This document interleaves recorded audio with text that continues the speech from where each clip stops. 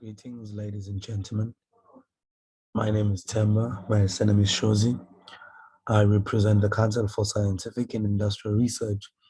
Today, I'll be presenting on IPv6 adoption in South Africa, looking at the barriers, benefits, and government intervention.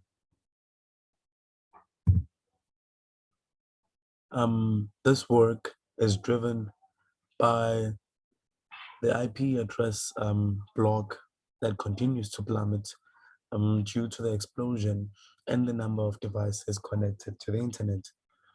As we're facing the COVID era, many people are working from home now and they want to access the internet using their devices.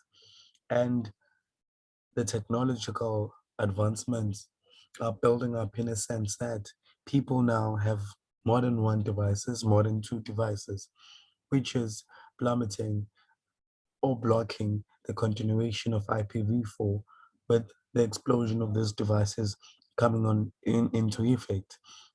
So the complexity and the cost of maintaining dual stack operations, which are another technique to avoid or to use um, to counter this problem.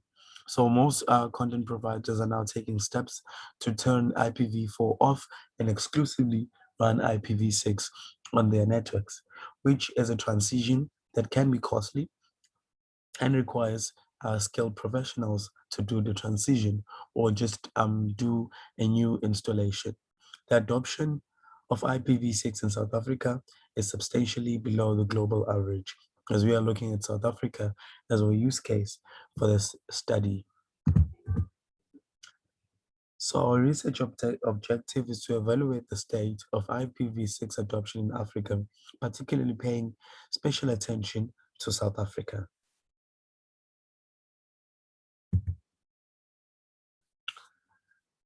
During the study, we present the available mechanisms for a gradual transition in IPv6.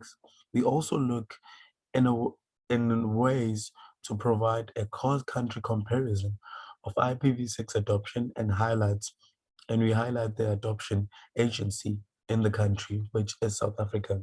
And we look at the present cost-benefit analysis in our study.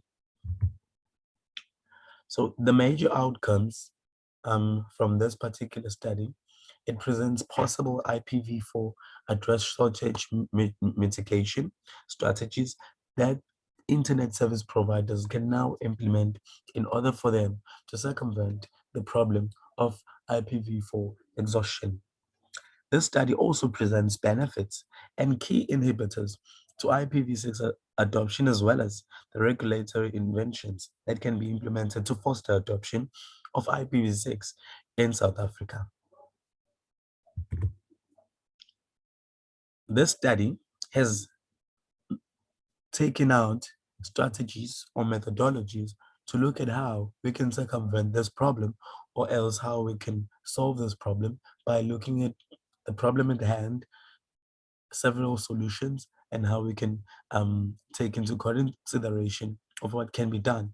So, in the development of the study and the conclusions with the outcomes and also our findings, we encourage IPv6 research and development from government that can provide financial incentives and subsidies to industry and also academic institutions so that this transition to IPv6 can be smoother and be helpful to all organizations, government related or non-government related, in order for us to save money and also work effectively from home and also our workspace. So we recommend a mandate to the establishment of a local IPv6 conformance and interoperability testing facilities. Therefore, presenting in the study IPv4 mitigation strategies that are several that are listed in in the paper that we have put on these proceedings. And the study lastly presented the benefits and the key inhibitors to IPv4 adoption, as well as regulatory inventions that can be implemented to foster adoption of IPv6. Thank you for your time. My name is Themba. My surname is Shozi from the CSR. Thank you.